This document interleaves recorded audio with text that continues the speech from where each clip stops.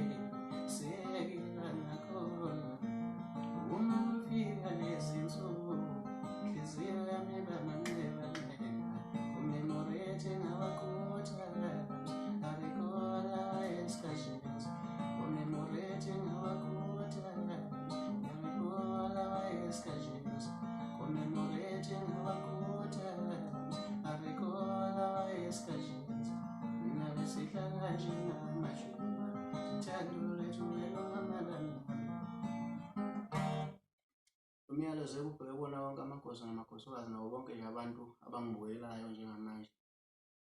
Njengeciko-ke lesintu ngiyumdumazi uSandile Ncane, bona benza umfana wale Mtubatuba kwaShikshele Bhekamani eMkhanyawood.